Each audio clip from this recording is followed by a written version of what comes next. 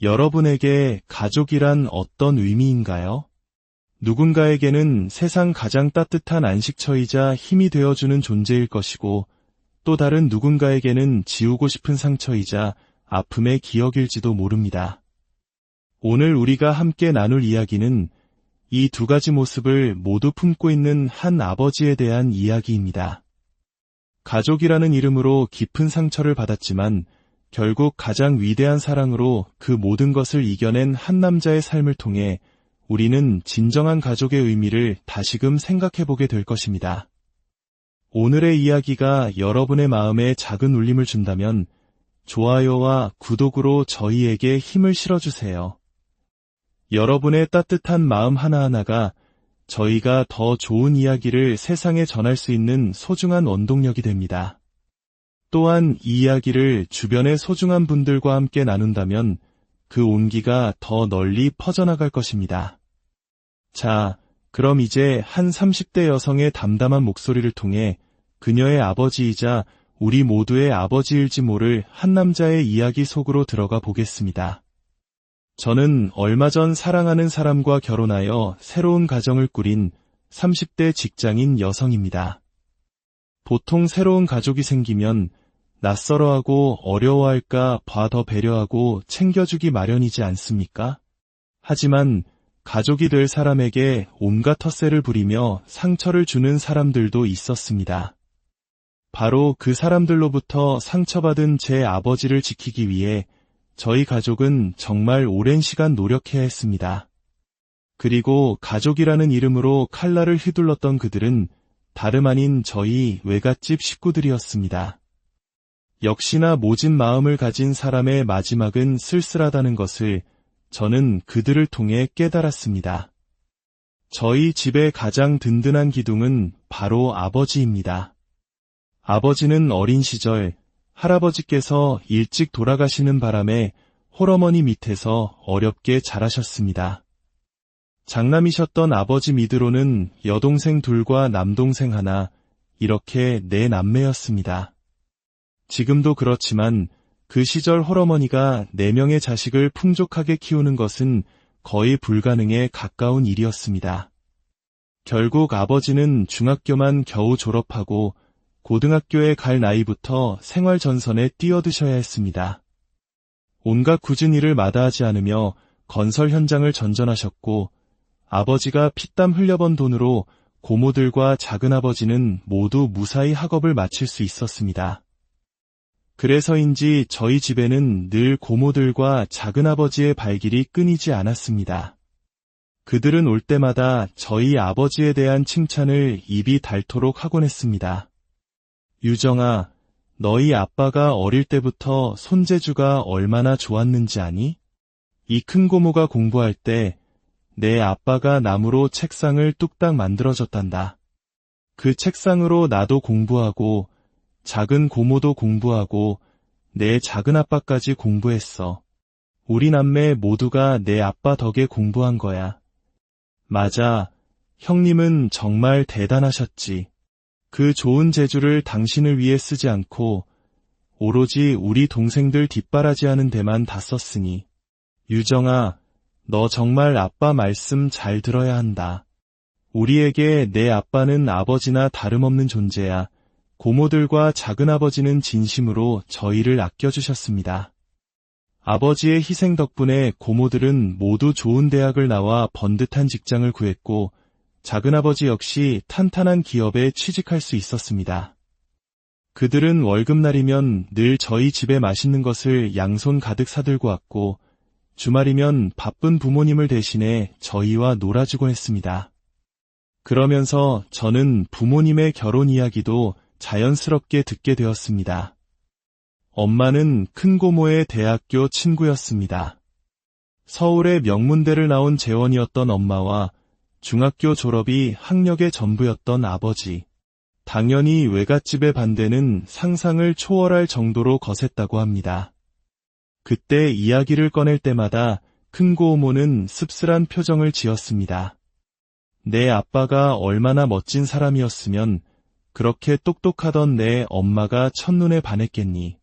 처음에 우리 집에 놀러왔다가 내 아빠를 보고는 글쎄 내 엄마가 먼저 좋아한다고 고백했다니까. 하지만 외갓집 반대가 정말 심했지. 그때 내 아빠가 마음고생이 많았어. 그래도 내 엄마가 정말 대단한 사람이야. 그 모든 반대를 무릅쓰고 꿋꿋하게 내 아빠랑 결혼하겠다고 버텨서 결국 너희가 태어난 거란다. 외갓집은 당시께 부유했고 엄마는 집안의 귀한 외동딸이었습니다. 그러니 중졸학력의 가구 공장에서 일하는 아버지가 눈에 찰 리가 없었겠지요. 하지만 아버지는 그런 외갓집 식구들에게 단 한 번도 싫은 내색 없이 묵묵히 잘하려고 노력하셨습니다.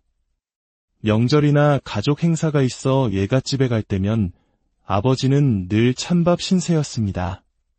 보통 여자들이 시집살이를 한다고 하지만 저희 아버지는 말 그대로 혹독한 처가살이를 당하셨습니다. 마당이 넓은 주택이었던 외갓집에 도착하자마자 외삼촌들은 기다렸다는 듯이 소리쳤습니다. 어이, 김서방.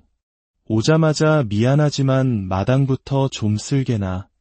낙엽이 잔뜩 떨어져서 발 디딜 틈이 없구먼. 어서 빗자루 들고 마당 좀 깨끗하게 쓸어놔. 엄마가 곁에서 분노하며 막아섰지만 외삼촌들은 엄마를 방으로 들여보내고 아버지에게 일을 시켰습니다. 아버지는 단 한 번도 싫은 표정 없이 묵묵히 땀을 흘리며 마당을 쓸었습니다. 다 같이 둘러앉아 고기를 구워 먹을 때도 고기 굽는 것은 언제나 아버지의 몫이었습니다. 외삼촌들은 젓가락만 까딱하며 아버지를 하인 부리듯 했습니다. 어이, 김서방. 고기가 다 타지 않았나. 고기도 먹어본 놈이 굽는다고. 쯧쯧. 못 먹고 자란 티가 여기서 나는구먼. 이것도 연습이 필요해. 어서 제대로 좀 구워아. 엄마가 참지 못하고 소리치면 외삼촌들은 오히려 엄마를 타박했습니다. 하여튼 사람은 만나는 사람을 잘 만나야 한다니까. 어디서 못 배워먹은 사람이랑 어울리더니 너까지 버릇이 없어졌어. 결국 엄마는 화를 참지 못하고 저희를 데리고 집을 뛰쳐나오기 일쑤였습니다. 그럴 때마다 아버지는 오히려 엄마를 달래셨습니다. 여보, 그래도 장인, 장모님 다 계시는데 그렇게 화를 내면 어떡해. 난 괜찮아. 귀한 외동딸, 배운 것 없고 가진 것 없는 내가 데려왔으니 당연히 마음에 안 드시겠지. 내가 더 잘하면 언젠가는 알아주실 거야. 누구보다 가족의 소중함을 잘 알았던 아버지는 자신 때문에 아내와 처가 식구들 사이에 불화가 생기는 것을 가장 힘들어하셨습니다. 그래서 당신이 더 참고 더 노력하셨던 것 같습니다. 하지만 아버지의 노력에도 불구하고 외갓집 식구들의 태도는 조금도 바뀌지 않았습니다. 제가 좀 더 크면서 저는 그런 아버지를 지켜드려야겠다고 다짐했습니다. 그날 이후 외갓집에 갈 때마다 저는 아버지를 위한 작은 방패가 되었습니다. 하루는 외할아버지가 또다시 아버지의 학력을 걸고 넘어지며 모진 말을 퍼부었습니다. 내가 딸자식 키워봤자 아무 소용없어. 멀쩡하게 명문대까지 보내놓으면 뭘 해? 저렇게 중졸한테 홀라당 넘어가서 자네 어디 가서 내 사위라고 말하고 다니지 말게. 창피하니까 그 말을 듣는 순간 저는 참을 수가 없었습니다. 저는 외할아버지에게 악을 쓰며 소리쳤습니다. 할아버지, 왜 우리 아빠한테 그래요? 할아버지는 공부 얼마나 많이 하셨는데요. 우리 아빠 똑똑하거든요. 가족인데 애 그렇게 무시해요? 할아버지가 그렇게 가족을 무시하는데 제가 뭘 보고 배우겠어요. 제가 눈물을 쏟으며 고래고래 소리를 지르자 당황한 외할아버지는 더 이상 아무 말도 하지 못했습니다. 고기를 구워 먹던 날 또다시 아버지를 부려먹는 큰애 삼촌을 보고는 저는 사촌 언니에게 들으라는 듯이 큰 소리로 말했습니다. 언니는 나중에 아빠 같은 사람이랑 결혼하면 큰일 나겠다. 어른이 자기 숟가락 하나 직접 가져올 줄도 모르고 밥 먹을 때 엉덩이 한 번을 안 떼잖아. 인물이 맑아야 아랫물도 맑다는데 큰아버지가 저러시니 언니가 뭘 배우겠어. 제 말에 큰애 삼촌의 얼굴은 울그락불그락해졌습니다. 이게 어른한테 무슨 말버릇이야. 나는 배운 게 많으니 이 정도 대접받아도 되지만 너희 아빠는 못 배웠으니까 저렇게 일이라도 해야 하는 거야. 학교에서 배울 만큼 배우신 분이 어떻게 사람을 차별해요? 우리 학교에서는 사람 차별하는 거 나쁜 거라고 가르쳐 주는데 큰아버지는 학교에서 그런 것도 안 배우셨어요. 제가 이렇게 조목조목 따지고 들면 주변에 있던 다른 숙모들과 사촌들은 킥킥대며 웃기 시작했습니다. 사실 외할아버지와 외삼촌들을 제외한 다른 가족들은 모두 아버지를 좋아했기 때문입니다. 제가 계속해서 그것이 잘못된 행동이라는 것을 꼬집자 그들도 민망했는지 대놓고 아버지를 하대하는 일이 조금씩 줄어들었습니다. 시간이 흘러 제가 중학교에 들어갈 무렵 외할머니께서 노안으로 돌아가셨습니다. 그 후 외갓집의 분위기는 조금씩 달라지기 시작했습니다. 외할아버지가 홀로 남게 되자 외삼촌들은 점점 외갓집의 발길을 끊었습니다. 특히 외할아버지의 기력이 쇠하기 시작하자 아들들은 아예 아버지를 외면했습니다. 그런 외할아버지를 끝까지 챙긴 것은 평생 구박만 받던 저희 아버지였습니다. 아버지는 매주 외갓집을 찾아가 홀로 남은 장인을 돌보았습니다. 처음에는 그런 아버지가 이해되지 않아 물어본 적도 있었습니다. 아빠, 외할아버지 밉지도 않아요? 왜 그렇게까지 하세요? 아버지는 담담하게 말씀하셨습니다. 유정아, 아빠도 사람인데 왜 그런 마음이 없었겠니? 하지만 아빠는 어릴 때 아버지를 여의고 어머니도 이제 안 계시잖니. 살아계실 때 더 잘해드리지 못한 게 늘 마음에 한으로 남아. 나중에 외할아버지마저 돌아가시고 나면 지금 잘해드리지 못한 걸 또 후회하게 될까봐 그래. 후회하지 않으려고 지금 최선을 다하는 거야. 그리고 외할아버지는 내 엄마의 아버지시잖니. 아빠는 내 엄마를 위해서라면 뭐든지 할 수 있어. 아버지의 깊은 사랑 앞에서 저는 아무 말도 할 수 없었습니다. 아버지의 진심이 통한 것일까요? 시간이 지날수록 외할아버지는 점점 아버지를 의지하기 시작했고 나중에는 엄마보다 아버지를 더 찾을 정도가 되었습니다. 외할아버지의 병세가 깊어져 병원에서 마지막 인사를 준비하라는 연락이 왔을 때도 아버지는 하던 일을 모두 멈추고 한 걸음에 병원으로 달려갔습니다. 그리고 외할아버지의 마지막 말을 들은 아버지는 처음으로 소리내어 오열하셨습니다. 외할아버지는 숨이 넘어가는 마지막 순간 아버지의 귀에 고맙네, 그리고 미안했네 라는 말을 남기셨다고 합니다. 외할아버지의 장례가 끝나고 몇 달 뒤 저희 집은 큰 소란에 휩싸였습니다.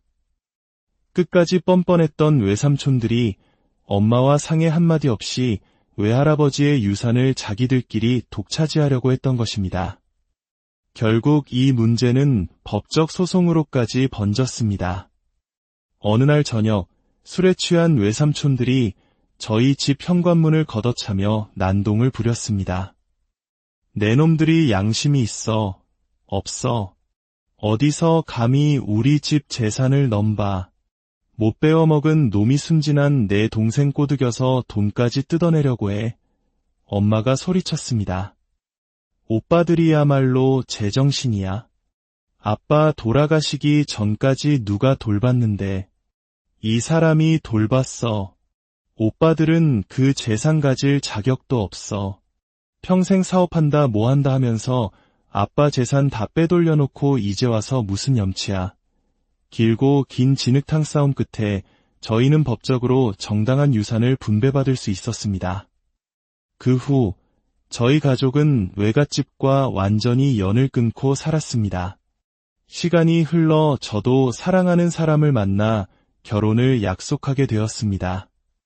남편은 저희 부모님, 특히 아버지를 진심으로 존경하고 따랐습니다. 아버지가 평생 처가에서 받지 못했던 사위 사랑을 제 남편이 채워주었습니다. 아버지는 당신이 받지 못했던 사랑을 안 갚음하듯 제 남편에게 온 마음을 다해 잘해주셨습니다.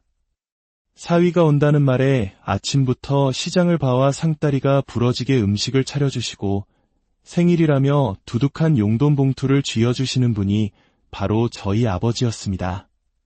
그런 아버지를 보며 남편은 늘 감사했고 저는 아버지의 오랜 상처가 조금이나마 치유되는 것 같아 마음이 따뜻했습니다. 그렇게 결혼 후 아이를 낳고 행복하게 살던 어느 날 아버지께서 조심스럽게 말씀을 꺼내셨습니다. 외할아버지 기일에 다 같이 한번 찾아가 보자는 것이었습니다. 엄마는 길길이 날뛰며 반대했지만 아버지는 완고하셨습니다. 여보, 내가 우리 유정이 결혼시켜보니 부모 마음이 다 똑같은 것 같아. 아무리 나를 미워했어도 당신 부모는 당신 부모야. 그리고 형님들도 이제 60이 넘었는데 설마 아직도 그러시겠어? 우리 손주 얼굴도 보여드릴 겸 한번 다녀오는 게 맞아. 결국 저희는 7년 만에 외갓집을 방문하게 되었습니다. 하지만 세월이 흘러도 사람은 변하지 않았습니다. 저희를 보자마자 큰애 삼촌은 비아냥거리기 시작했습니다. 아이고, 잘나셔서 영까지 끊고 살더니 여긴 어쩐 일이야? 어이, 김서방. 아직도 이 집에 콩고물이라도 떨어질 게 남았다고 생각했나? 우리 집 수준 떨어지니 자네는 인사도 하지 말게. 제가 참지 못하고 대들자 이번에는 작은애 삼촌이 나섰습니다. 자네는 제사 지낼 필요 없네. 장인어른이 생전에 자네를 얼마나 싫어했는데 제사 지내는 동안은 밖에 나가 있게. 엄마와 외삼촌들 사이에 고성이 오가며 험악한 분위기가 되자 묵묵히 듣고만 계시던 아버지가 나섰습니다. 아버지는 말없이 제사상 앞으로 걸어가 품에서 무언가를 꺼내 올려놓았습니다. 외삼촌들은 비웃으며 그것이 무엇인지 들여다보았습니다. 그리고 그 물건의 정체를 확인한 순간 모두의 얼굴이 하얗게 굳어졌습니다. 뭐야, 자네. 이게 다 뭔가. 제사상 위에는 3장의 서류가 놓여 있었습니다. 아버지는 마침내 평생 자신을 올가매던 굴레를 향해 낮고 단단한 목소리로 입을 열었습니다. 제 고등학교 졸업 검정고시 합격증과 야간대학교 재학증명서, 그리고 제 이름으로 된 사업자 등록증입니다. 아버지는 얼어붙은 외삼촌들을 차례로 둘러보며 말을 이었습니다. 그동안 제가 이 집안에 자격이 없다고 늘 말씀하셨지요. 이제 저도 이렇게 자격을 갖추었으니 저도 할 말을 좀 해도 되겠습니까? 저를 그렇게 가방끈이 짧다고 능력 없다고 평생을 무시하셨는데 장인어른께 꼭 보여드리고 싶었습니다. 제가 어떻게 살아왔고 앞으로 여러분에게 가족이란 어떤 의미인가요? 누군가에게는 세상 가장 따뜻한 안식처이자 힘이 되어주는 존재일 것이고 또 다른 누군가에게는 지우고 싶은 상처이자 아픔의 기억일지도 모릅니다. 오늘 우리가 함께 나눌 이야기는 이 2가지 모습을 모두 품고 있는 한 아버지에 대한 이야기입니다. 가족이라는 이름으로 깊은 상처를 받았지만 결국 가장 위대한 사랑으로 그 모든 것을 이겨낸 한 남자의 삶을 통해 우리는 진정한 가족의 의미를 다시금 생각해보게 될 것입니다. 오늘의 이야기가 여러분의 마음에 작은 울림을 준다면 좋아요와 구독으로 저희에게 힘을 실어주세요. 여러분의 따뜻한 마음 하나하나가 저희가 더 좋은 이야기를 세상에 전할 수 있는 소중한 원동력이 됩니다.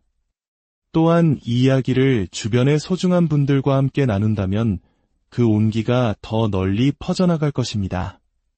자, 그럼 이제 한 30대 여성의 담담한 목소리를 통해 그녀의 아버지이자 우리 모두의 아버지일지 모를 한 남자의 이야기 속으로 들어가 보겠습니다. 저는 얼마 전 사랑하는 사람과 결혼하여 새로운 가정을 꾸린 30대 직장인 여성입니다. 보통 새로운 가족이 생기면 낯설어하고 어려워할까 봐 더 배려하고 챙겨주기 마련이지 않습니까? 하지만 가족이 될 사람에게 온갖 텃세를 부리며 상처를 주는 사람들도 있었습니다. 바로 그 사람들로부터 상처받은 제 아버지를 지키기 위해 저희 가족은 정말 오랜 시간 노력해야 했습니다. 그리고 가족이라는 이름으로 칼날을 휘둘렀던 그들은 다름 아닌 저희 외갓집 식구들이었습니다. 역시나 모진 마음을 가진 사람의 마지막은 쓸쓸하다는 것을 저는 그들을 통해 깨달았습니다. 저희 집의 가장 든든한 기둥은 바로 아버지입니다. 아버지는 어린 시절 할아버지께서 일찍 돌아가시는 바람에 홀어머니 밑에서 어렵게 자라셨습니다. 장남이셨던 아버지 밑으로는 여동생 둘과 남동생 하나, 이렇게 네 남매였습니다. 지금도 그렇지만 그 시절 홀어머니가 4명의 자식을 풍족하게 키우는 것은 거의 불가능에 가까운 일이었습니다. 결국 아버지는 중학교만 겨우 졸업하고 고등학교에 갈 나이부터 생활전선에 뛰어드셔야 했습니다. 온갖 굳은 일을 마다하지 않으며 건설 현장을 전전하셨고 아버지가 피땀 흘려번 돈으로 고모들과 작은아버지는 모두 무사히 학업을 마칠 수 있었습니다. 그래서인지 저희 집에는 늘 고모들과 작은아버지의 발길이 끊이지 않았습니다. 그들은 올 때마다 저희 아버지에 대한 칭찬을 입이 닳도록 하곤 했습니다.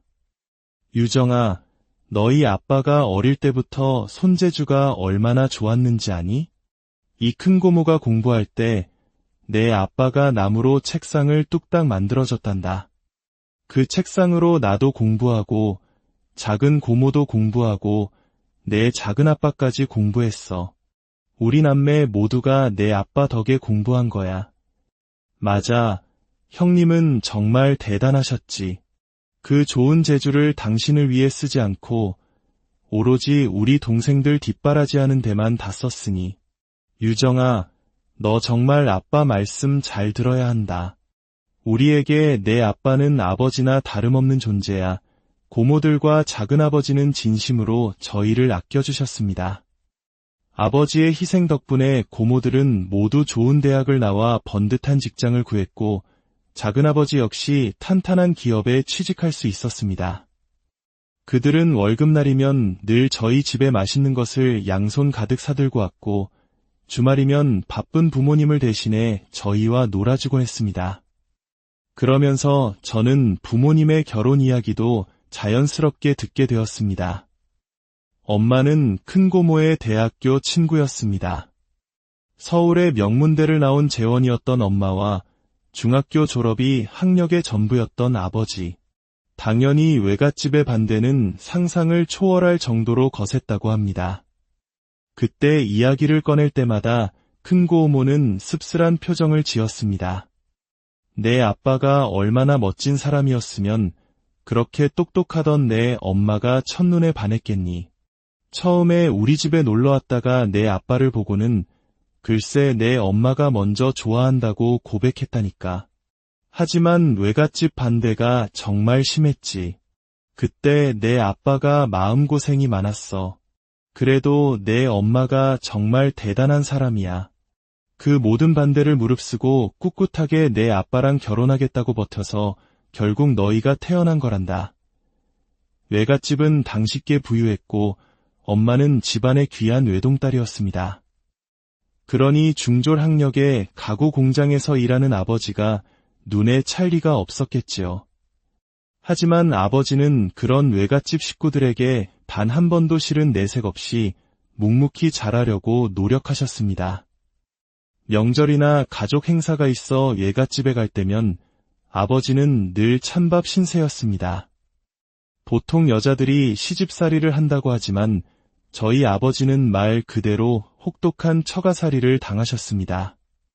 마당이 넓은 주택이었던 외갓집에 도착하자마자 외삼촌들은 기다렸다는 듯이 소리쳤습니다. 어이, 김서방. 오자마자 미안하지만 마당부터 좀 쓸게나. 낙엽이 잔뜩 떨어져서 발 디딜 틈이 없구먼. 어서 빗자루 들고 마당 좀 깨끗하게 쓸어놔.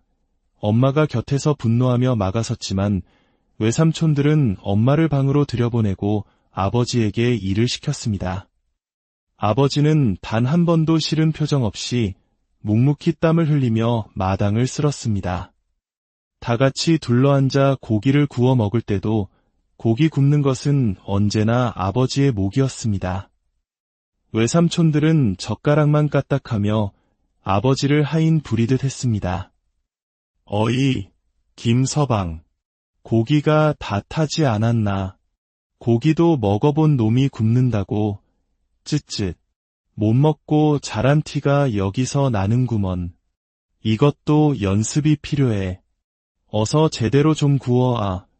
엄마가 참지 못하고 소리치면 외삼촌들은 오히려 엄마를 타박했습니다. 하여튼 사람은 만나는 사람을 잘 만나야 한다니까. 어디서 못 배워먹은 사람이랑 어울리더니 너까지 버릇이 없어졌어. 결국 엄마는 화를 참지 못하고 저희를 데리고 집을 뛰쳐나오기 일쑤였습니다. 그럴 때마다 아버지는 오히려 엄마를 달래셨습니다. 여보, 그래도 장모님 다 계시는데 그렇게 화를 내면 어떡해. 난 괜찮아. 귀한 외동딸, 배운 것 없고 가진 것 없는 내가 데려왔으니 당연히 마음에 안 드시겠지. 내가 더 잘하면 언젠가는 알아주실 거야. 누구보다 가족의 소중함을 잘 알았던 아버지는 자신 때문에 아내와 처가 식구들 사이에 불화가 생기는 것을 가장 힘들어 하셨습니다. 그래서 당신이 더 참고 더 노력하셨던 것 같습니다. 하지만 아버지의 노력에도 불구하고 외갓집 식구들의 태도는 조금도 바뀌지 않았습니다. 제가 좀 더 크면서 저는 그런 아버지를 지켜드려야겠다고 다짐했습니다. 그날 이후 외갓집에 갈 때마다 저는 아버지를 위한 작은 방패가 되었습니다. 하루는 외할아버지가 또다시 아버지의 학력을 걸고 넘어지며 모진 말을 퍼부었습니다. 내가 딸자식 키워봤자 아무 소용없어. 멀쩡하게 명문대까지 보내놓으면 뭘 해? 저렇게 중졸한테 홀라당 넘어가서 자네 어디 가서 내 사위라고 말하고 다니지 말게. 창피하니까 그 말을 듣는 순간 저는 참을 수가 없었습니다. 저는 외할아버지에게 악을 쓰며 소리쳤습니다. 할아버지, 왜 우리 아빠한테 그래요? 할아버지는 공부 얼마나 많이 하셨는데요. 우리 아빠 똑똑하거든요. 가족인데 애 그렇게 무시해요? 할아버지가 그렇게 가족을 무시하는데 제가 뭘 보고 배우겠어요. 제가 눈물을 쏟으며 고래고래 소리를 지르자 당황한 외할아버지는 더 이상 아무 말도 하지 못했습니다. 고기를 구워 먹던 날 또다시 아버지를 부려먹는 큰애 삼촌을 보고는 저는 사촌 언니에게 들으라는 듯이 큰 소리로 말했습니다. 언니는 나중에 아빠 같은 사람이랑 결혼하면 큰일 나겠다. 어른이 자기 숟가락 하나 직접 가져올 줄도 모르고 밥 먹을 때 엉덩이 한 번을 안 떼잖아. 인물이 맑아야 아랫물도 막다는데 큰아버지가 저러시니 언니가 뭘 배우겠어. 제 말에 큰애 삼촌의 얼굴은 울그락불그락해졌습니다. 이게 어른한테 무슨 말버릇이야. 나는 배운 게 많으니 이 정도 대접받아도 되지만 너희 아빠는 못 배웠으니까 저렇게 일이라도 해야 하는 거야. 학교에서 배울 만큼 배우신 분이 어떻게 사람을 차별해요? 우리 학교에서는 사람 차별하는 거 나쁜 거라고 가르쳐주는데 큰아버지는 학교에서 그런 것도 안 배우셨어요. 제가 이렇게 조목조목 따지고 들면 주변에 있던 다른 숙모들과 사촌들은 킥킥대며 웃기 시작했습니다. 사실 외할아버지와 외삼촌들을 제외한 다른 가족들은 모두 아버지를 좋아했기 때문입니다. 제가 계속해서 그것이 잘못된 행동이라는 것을 꼬집자 그들도 민망했는지 대놓고 아버지를 하대하는 일이 조금씩 줄어들었습니다. 시간이 흘러 제가 중학교에 들어갈 무렵 외할머니께서 노안으로 돌아가셨습니다. 그 후 외갓집의 분위기는 조금씩 달라지기 시작했습니다. 외할아버지가 홀로 남게 되자 외삼촌들은 점점 외갓집의 발길을 끊었습니다. 특히 외할아버지의 기력이 쇠하기 시작하자 아들들은 아예 아버지를 외면했습니다. 그런 외할아버지를 끝까지 챙긴 것은 평생 구박만 받던 저희 아버지였습니다. 아버지는 매주 외갓집을 찾아가 홀로 남은 장인을 돌보았습니다. 처음에는 그런 아버지가 이해되지 않아 물어본 적도 있었습니다. 아빠, 외할아버지 밉지도 않아요? 왜 그렇게까지 하세요? 아버지는 담담하게 말씀하셨습니다. 유정아, 아빠도 사람인데 왜 그런 마음이 없었겠니? 하지만 아빠는 어릴 때 아버지를 여의고 어머니도 이제 안 계시잖니. 살아계실 때 더 잘해드리지 못한 게 늘 마음에 한으로 남아. 나중에 외할아버지마저 돌아가시고 나면 지금 잘해드리지 못한 걸 또 후회하게 될까봐 그래. 후회하지 않으려고 지금 최선을 다하는 거야. 그리고 외할아버지는 내 엄마의 아버지시잖니. 아빠는 내 엄마를 위해서라면 뭐든지 할 수 있어. 아버지의 깊은 사랑 앞에서 저는 아무 말도 할 수 없었습니다. 아버지의 진심이 통한 것일까요? 시간이 지날수록 외할아버지는 점점 아버지를 의지하기 시작했고 나중에는 엄마보다 아버지를 더 찾을 정도가 되었습니다. 외할아버지의 병세가 깊어져 병원에서 마지막 인사를 준비하라는 연락이 왔을 때도 아버지는 하던 일을 모두 멈추고 한 걸음에 병원으로 달려갔습니다. 그리고 외할아버지의 마지막 말을 들은 아버지는 처음으로 소리내어 오열하셨습니다. 외할아버지는 숨이 넘어가는 마지막 순간 아버지의 귀에 고맙네, 그리고 미안했네 라는 말을 남기셨다고 합니다. 외할아버지의 장례가 끝나고 몇 달 뒤 저희 집은 큰 소란에 휩싸였습니다. 끝까지 뻔뻔했던 외삼촌들이 엄마와 상의 한마디 없이 외할아버지의 유산을 자기들끼리 독차지하려고 했던 것입니다. 결국 이 문제는 법적 소송으로까지 번졌습니다. 어느 날 저녁 술에 취한 외삼촌들이 저희 집 현관문을 걷어차며 난동을 부렸습니다. 내 놈들이 양심이 있어, 없어, 어디서 감히 우리 집 재산을 넘봐. 못 베어먹은 놈이 순진한 내 동생 꼬드겨서 돈까지 뜯어내려고 해. 엄마가 소리쳤습니다. 오빠들이야말로 제정신이야. 아빠 돌아가시기 전까지 누가 돌봤는데 이 사람이 돌봤어. 오빠들은 그 재산 가질 자격도 없어. 평생 사업한다 뭐한다 하면서 아빠 재산 다 빼돌려놓고 이제 와서 무슨 염치야. 길고 긴 진흙탕 싸움 끝에 저희는 법적으로 정당한 유산을 분배받을 수 있었습니다. 그 후 저희 가족은 외갓집과 완전히 연을 끊고 살았습니다. 시간이 흘러 저도 사랑하는 사람을 만나 결혼을 약속하게 되었습니다. 남편은 저희 부모님, 특히 아버지를 진심으로 존경하고 따랐습니다. 아버지가 평생 처가에서 받지 못했던 사위 사랑을 제 남편이 채워주었습니다. 아버지는 당신이 받지 못했던 사랑을 안 갚음하듯 제 남편에게 온 마음을 다해 잘해주셨습니다. 사위가 온다는 말에 아침부터 시장을 봐와 상다리가 부러지게 음식을 차려주시고 생일이라며 두둑한 용돈 봉투를 쥐어주시는 분이 바로 저희 아버지였습니다. 그런 아버지를 보며 남편은 늘 감사했고 저는 아버지의 오랜 상처가 조금이나마 치유되는 것 같아 마음이 따뜻했습니다. 그렇게 결혼 후 아이를 낳고 행복하게 살던 어느 날 아버지께서 조심스럽게 말씀을 꺼내셨습니다. 외할아버지 기일에 다 같이 한번 찾아가 보자는 것이었습니다. 엄마는 길길이 날뛰며 반대했지만 아버지는 완고하셨습니다.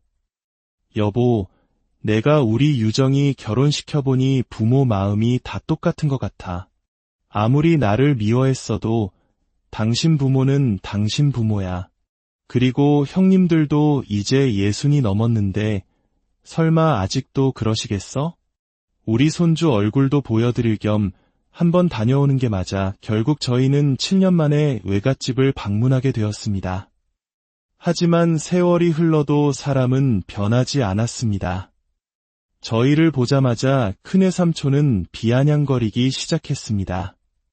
아이고, 잘나셔서 영까지 끊고 살더니 여긴 어쩐 일이야? 어이, 김서방.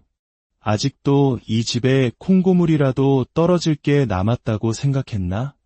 우리 집 수준 떨어지니 자네는 인사도 하지 말게. 제가 참지 못하고 대들자 이번에는 작은애 삼촌이 나섰습니다. 자네는 제사 지낼 필요 없네. 장인어른이 생전에 자네를 얼마나 싫어했는데 제사 지내는 동안은 밖에 나가 있게. 엄마와 외삼촌들 사이에 고성이 오가며 험악한 분위기가 되자 묵묵히 듣고만 계시던 아버지가 나섰습니다. 아버지는 말없이 제사상 앞으로 걸어가 품에서 무언가를 꺼내 올려놓았습니다. 외삼촌들은 비웃으며 그것이 무엇인지 들여다보았습니다. 그리고 그 물건의 정체를 확인한 순간 모두의 얼굴이 하얗게 굳어졌습니다. 뭐야, 자네. 이게 다 뭔가. 제사상 위에는 3장의 서류가 놓여 있었습니다. 아버지는 마침내 평생 자신을 올가매던 굴레를 향해 낮고 단단한 목소리로 입을 열었습니다. 제 고등학교 졸업 검정고시 합격증과 야간대학교 재학증명서, 그리고 제 이름으로 된 사업자 등록증입니다. 아버지는 얼어붙은 외삼촌들을 차례로 둘러보며 말을 이었습니다. 그동안 제가 이 집안에 자격이 없다고 늘 말씀하셨지요. 이제 저도 이렇게 자격을 갖추었으니 저도 할 말을 좀 해도 되겠습니까? 저를 그렇게 가방끈이 짧다고 능력 없다고 평생을 무시하셨는데 장인어른께 꼭 보여드리고 싶었습니다. 제가 어떻게 살아왔고 앞으로 여러분에게 가족이란 어떤 의미인가요? 누군가에게는 세상 가장 따뜻한 안식처이자 힘이 되어주는 존재일 것이고 또 다른 누군가에게는 지우고 싶은 상처이자 아픔의 기억일지도 모릅니다. 오늘 우리가 함께 나눌 이야기는 이 2가지 모습을 모두 품고 있는 한 아버지에 대한 이야기입니다. 가족이라는 이름으로 깊은 상처를 받았지만 결국 가장 위대한 사랑으로 그 모든 것을 이겨낸 한 남자의 삶을 통해 우리는 진정한 가족의 의미를 다시금 생각해보게 될 것입니다. 오늘의 이야기가 여러분의 마음에 작은 울림을 준다면 좋아요와 구독으로 저희에게 힘을 실어주세요. 여러분의 따뜻한 마음 하나하나가 저희가 더 좋은 이야기를 세상에 전할 수 있는 소중한 원동력이 됩니다. 또한 이 이야기를 주변의 소중한 분들과 함께 나눈다면 그 온기가 더 널리 퍼져나갈 것입니다. 자, 그럼 이제 한 30대 여성의 담담한 목소리를 통해 그녀의 아버지이자 우리 모두의 아버지일지 모를 한 남자의 이야기 속으로 들어가 보겠습니다. 저는 얼마 전 사랑하는 사람과 결혼하여 새로운 가정을 꾸린 30대 직장인 여성입니다. 보통 새로운 가족이 생기면 낯설어하고 어려워할까 봐 더 배려하고 챙겨주기 마련이지 않습니까? 하지만 가족이 될 사람에게 온갖 텃세를 부리며 상처를 주는 사람들도 있었습니다. 바로 그 사람들로부터 상처받은 제 아버지를 지키기 위해 저희 가족은 정말 오랜 시간 노력해야 했습니다. 그리고 가족이라는 이름으로 칼날을 휘둘렀던 그들은 다름 아닌 저희 외갓집 식구들이었습니다. 역시나 모진 마음을 가진 사람의 마지막은 쓸쓸하다는 것을 저는 그들을 통해 깨달았습니다. 저희 집의 가장 든든한 기둥은 바로 아버지입니다. 아버지는 어린 시절 할아버지께서 일찍 돌아가시는 바람에 홀어머니 밑에서 어렵게 자라셨습니다. 장남이셨던 아버지 밑으로는 여동생 2과 남동생 1, 이렇게 네 남매였습니다. 지금도 그렇지만 그 시절 홀어머니가 4명의 자식을 풍족하게 키우는 것은 거의 불가능에 가까운 일이었습니다. 결국 아버지는 중학교만 겨우 졸업하고 고등학교에 갈 나이부터 생활전선에 뛰어드셔야 했습니다. 온갖 굳은 일을 마다하지 않으며 건설 현장을 전전하셨고 아버지가 피땀 흘려번 돈으로 고모들과 작은아버지는 모두 무사히 학업을 마칠 수 있었습니다. 그래서인지 저희 집에는 늘 고모들과 작은아버지의 발길이 끊이지 않았습니다. 그들은 올 때마다 저희 아버지에 대한 칭찬을 입이 닳도록 하곤 했습니다. 유정아, 너희 아빠가 어릴 때부터 손재주가 얼마나 좋았는지 아니? 이 큰 고모가 공부할 때 내 아빠가 나무로 책상을 뚝딱 만들어줬단다. 그 책상으로 나도 공부하고 작은 고모도 공부하고 내 작은아빠까지 공부했어. 우리 남매 모두가 내 아빠 덕에 공부한 거야. 맞아, 형님은 정말 대단하셨지. 그 좋은 재주를 당신을 위해 쓰지 않고 오로지 우리 동생들 뒷바라지하는 데만 다 썼으니. 유정아, 너 정말 아빠 말씀 잘 들어야 한다. 우리에게 내 아빠는 아버지나 다름없는 존재야. 고모들과 작은아버지는 진심으로 저희를 아껴주셨습니다. 아버지의 희생 덕분에 고모들은 모두 좋은 대학을 나와 번듯한 직장을 구했고 작은아버지 역시 탄탄한 기업에 취직할 수 있었습니다. 그들은 월급날이면 늘 저희 집에 맛있는 것을 양손 가득 사들고 왔고 주말이면 바쁜 부모님을 대신해 저희와 놀아주곤 했습니다. 그러면서 저는 부모님의 결혼 이야기도 자연스럽게 듣게 되었습니다. 엄마는 큰고모의 대학교 친구였습니다. 서울의 명문대를 나온 재원이었던 엄마와 중학교 졸업이 학력의 전부였던 아버지. 당연히 외갓집의 반대는 상상을 초월할 정도로 거셌다고 합니다. 그때 이야기를 꺼낼 때마다 큰고모는 씁쓸한 표정을 지었습니다. 내 아빠가 얼마나 멋진 사람이었으면 그렇게 똑똑하던 내 엄마가 첫눈에 반했겠니. 처음에 우리 집에 놀러왔다가 내 아빠를 보고는 글쎄 내 엄마가 먼저 좋아한다고 고백했다니까. 하지만 외갓집 반대가 정말 심했지. 그때 내 아빠가 마음고생이 많았어. 그래도 내 엄마가 정말 대단한 사람이야. 그 모든 반대를 무릅쓰고 꿋꿋하게 내 아빠랑 결혼하겠다고 버텨서 결국 너희가 태어난 거란다. 외갓집은 당시께 부유했고 엄마는 집안의 귀한 외동딸이었습니다. 그러니 중졸학력에 가구 공장에서 일하는 아버지가 눈에 찰 리가 없었겠지요. 하지만 아버지는 그런 외갓집 식구들에게 단 한 번도 싫은 내색 없이 묵묵히 잘하려고 노력하셨습니다. 명절이나 가족 행사가 있어 외갓집에 갈 때면 아버지는 늘 찬밥 신세였습니다. 보통 여자들이 시집살이를 한다고 하지만 저희 아버지는 말 그대로 혹독한 처가살이를 당하셨습니다.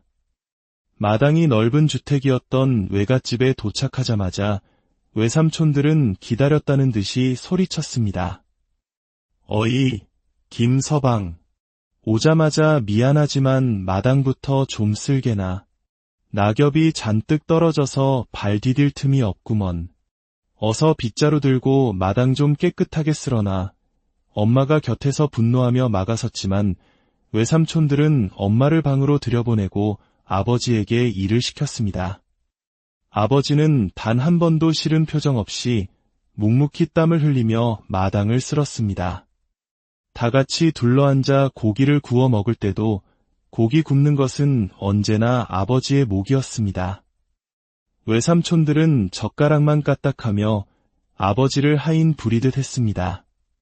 어이, 김서방. 고기가 다 타지 않았나. 고기도 먹어본 놈이 굽는다고. 쯧쯧. 못 먹고 자란 티가 여기서 나는구먼. 이것도 연습이 필요해. 어서 제대로 좀 구워아. 엄마가 참지 못하고 소리치면 외삼촌들은 오히려 엄마를 타박했습니다. 하여튼 사람은 만나는 사람을 잘 만나야 한다니까. 어디서 못 배워먹은 사람이랑 어울리더니 너까지 버릇이 없어졌어. 결국 엄마는 화를 참지 못하고 저희를 데리고 집을 뛰쳐나오기 일쑤였습니다. 그럴 때마다 아버지는 오히려 엄마를 달래셨습니다. 여보, 그래도 장인, 장모님 다 계시는데 그렇게 화를 내면 어떡해. 난 괜찮아.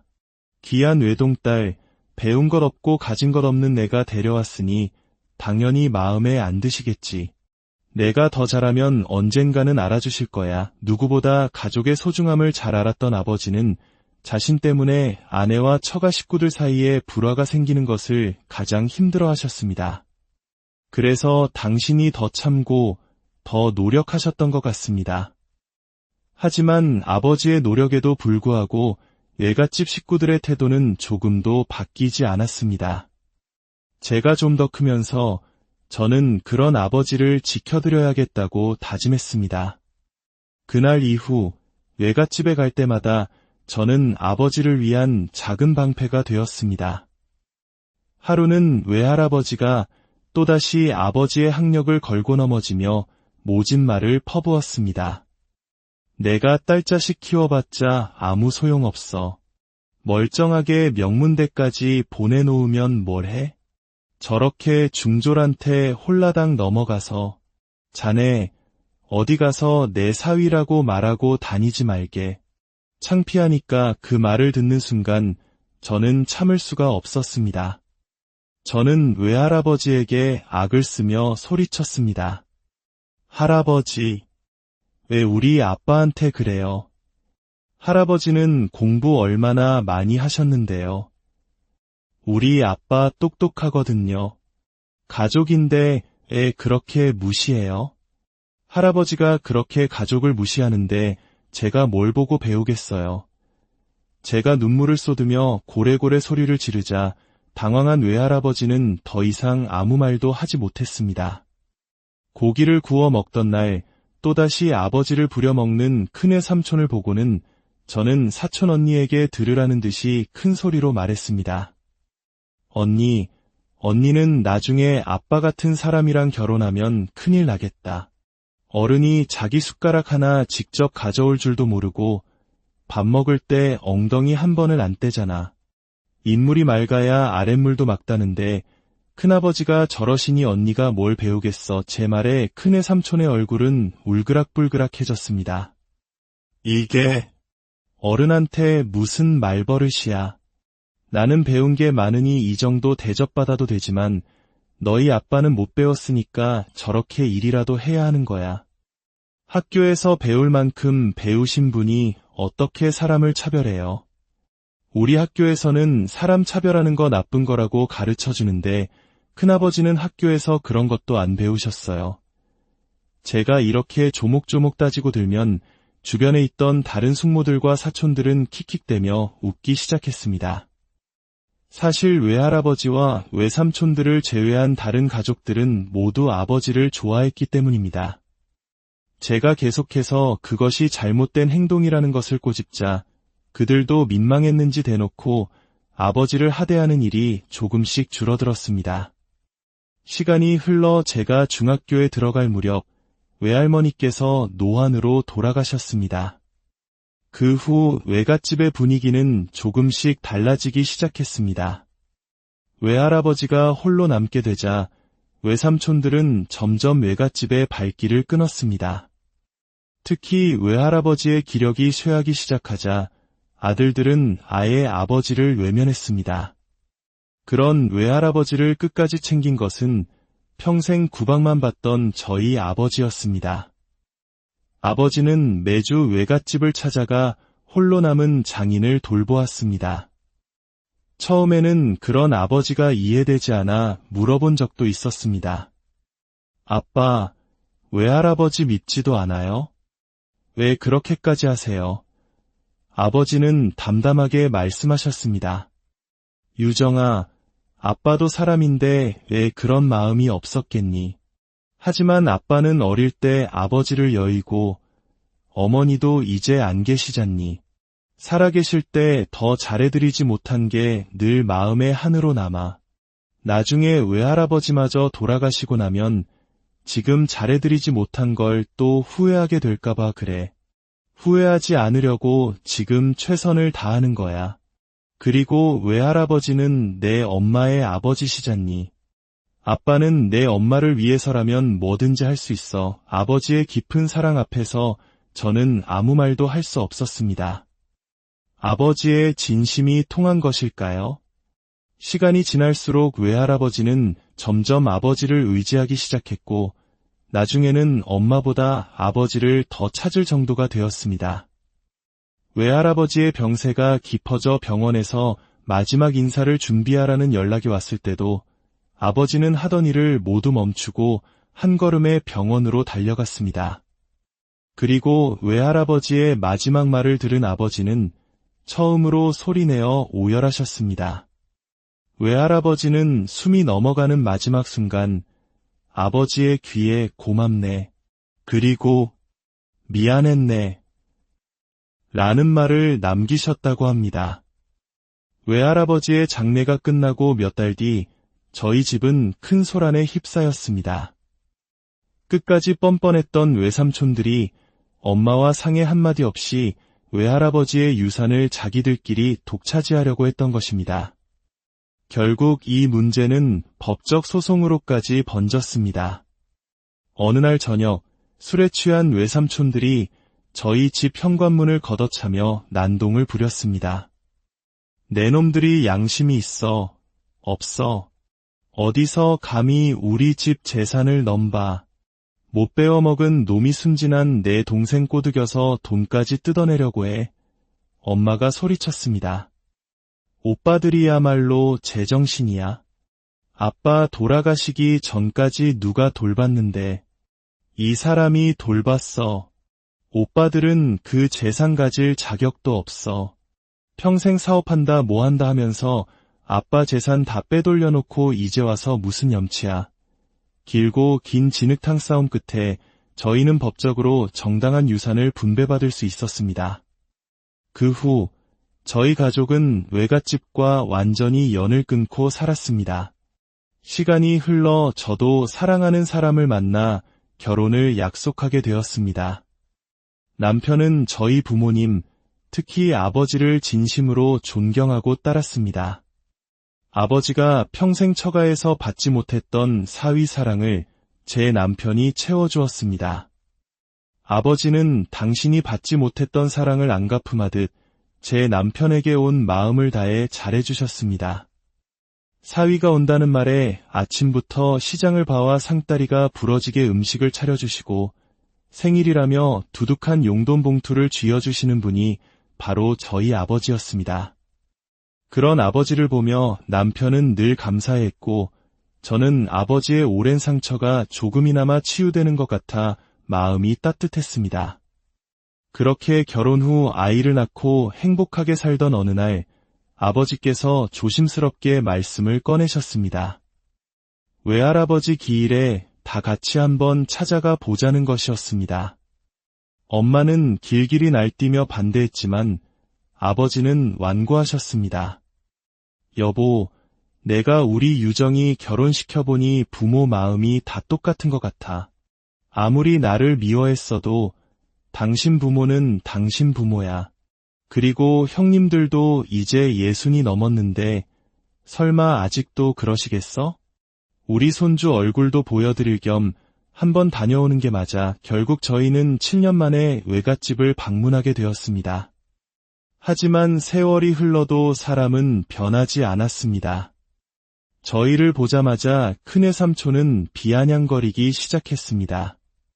아이고, 잘나셔서 영까지 끊고 살더니 여긴 어쩐 일이야? 어이, 김서방. 아직도 이 집에 콩고물이라도 떨어질 게 남았다고 생각했나?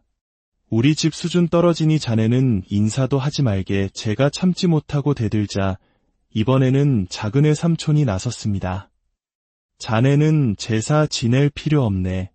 장인어른이 생전에 자네를 얼마나 싫어했는데 제사 지내는 동안은 밖에 나가 있게. 엄마와 외삼촌들 사이에 고성이 오가며 험악한 분위기가 되자 묵묵히 듣고만 계시던 아버지가 나섰습니다. 아버지는 말없이 제사상 앞으로 걸어가 품에서 무언가를 꺼내 올려놓았습니다. 외삼촌들은 비웃으며 그것이 무엇인지 들여다보았습니다. 그리고 그 물건의 정체를 확인한 순간 모두의 얼굴이 하얗게 굳어졌습니다. 뭐야, 자네. 이게 다 뭔가.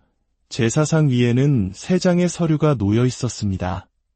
아버지는 마침내 평생 자신을 올가매던 굴레를 향해 낮고 단단한 목소리로 입을 열었습니다. 제 고등학교 졸업 검정고시 합격증과 야간대학교 재학증명서, 그리고 제 이름으로 된 사업자 등록증입니다. 아버지는 얼어붙은 외삼촌들을 차례로 둘러보며 말을 이었습니다. 그동안 제가 이 집안에 자격이 없다고 늘 말씀하셨지요. 이제 저도 이렇게 자격을 갖추었으니 저도 할 말을 좀 해도 되겠습니까? 저를 그렇게 가방끈이 짧다고 능력 없다고 평생을 무시하셨는데 장인어른께 꼭 보여드리고 싶었습니다. 제가 어떻게 살아왔고 앞으로 여러분에게 가족이란 어떤 의미인가요? 누군가에게는 세상 가장 따뜻한 안식처이자 힘이 되어주는 존재일 것이고 또 다른 누군가에게는 지우고 싶은 상처이자 아픔의 기억일지도 모릅니다. 오늘 우리가 함께 나눌 이야기는 이 2가지 모습을 모두 품고 있는 한 아버지에 대한 이야기입니다. 가족이라는 이름으로 깊은 상처를 받았지만 결국 가장 위대한 사랑으로 그 모든 것을 이겨낸 한 남자의 삶을 통해 우리는 진정한 가족의 의미를 다시금 생각해보게 될 것입니다. 오늘의 이야기가 여러분의 마음에 작은 울림을 준다면 좋아요와 구독으로 저희에게 힘을 실어주세요. 여러분의 따뜻한 마음 하나하나가 저희가 더 좋은 이야기를 세상에 전할 수 있는 소중한 원동력이 됩니다. 또한 이 이야기를 주변의 소중한 분들과 함께 나눈다면 그 온기가 더 널리 퍼져나갈 것입니다. 자, 그럼 이제 한 30대 여성의 담담한 목소리를 통해 그녀의 아버지이자 우리 모두의 아버지일지 모를 한 남자의 이야기 속으로 들어가 보겠습니다. 저는 얼마 전 사랑하는 사람과 결혼하여 새로운 가정을 꾸린 30대 직장인 여성입니다. 보통 새로운 가족이 생기면 낯설어하고 어려워할까 봐 더 배려하고 챙겨주기 마련이지 않습니까? 하지만 가족이 될 사람에게 온갖 텃세를 부리며 상처를 주는 사람들도 있었습니다. 바로 그 사람들로부터 상처받은 제 아버지를 지키기 위해 저희 가족은 정말 오랜 시간 노력해야 했습니다. 그리고 가족이라는 이름으로 칼날을 휘둘렀던 그들은 다름 아닌 저희 외갓집 식구들이었습니다. 역시나 모진 마음을 가진 사람의 마지막은 쓸쓸하다는 것을 저는 그들을 통해 깨달았습니다. 저희 집의 가장 든든한 기둥은 바로 아버지입니다. 아버지는 어린 시절 할아버지께서 일찍 돌아가시는 바람에 홀어머니 밑에서 어렵게 자라셨습니다. 장남이셨던 아버지 미드로는 여동생 2과 남동생 1, 이렇게 4남매였습니다. 지금도 그렇지만 그 시절 홀어머니가 4명의 자식을 풍족하게 키우는 것은 거의 불가능에 가까운 일이었습니다. 결국 아버지는 중학교만 겨우 졸업하고 고등학교에 갈 나이부터 생활 전선에 뛰어드셔야 했습니다. 온갖 굳은 일을 마다하지 않으며 건설 현장을 전전하셨고 아버지가 피땀 흘려번 돈으로 고모들과 작은아버지는 모두 무사히 학업을 마칠 수 있었습니다. 그래서인지 저희 집에는 늘 고모들과 작은아버지의 발길이 끊이지 않았습니다. 그들은 올 때마다 저희 아버지에 대한 칭찬을 입이 닳도록 하곤 했습니다. 유정아, 너희 아빠가 어릴 때부터 손재주가 얼마나 좋았는지 아니? 이 큰 고모가 공부할 때 내 아빠가 나무로 책상을 뚝딱 만들어줬단다. 그 책상으로 나도 공부하고 작은 고모도 공부하고 내 작은아빠까지 공부했어. 우리 남매 모두가 내 아빠 덕에 공부한 거야. 맞아. 형님은 정말 대단하셨지. 그 좋은 재주를 당신을 위해 쓰지 않고 오로지 우리 동생들 뒷바라지하는 데만 다 썼으니. 유정아, 너 정말 아빠 말씀 잘 들어야 한다. 우리에게 내 아빠는 아버지나 다름없는 존재야. 고모들과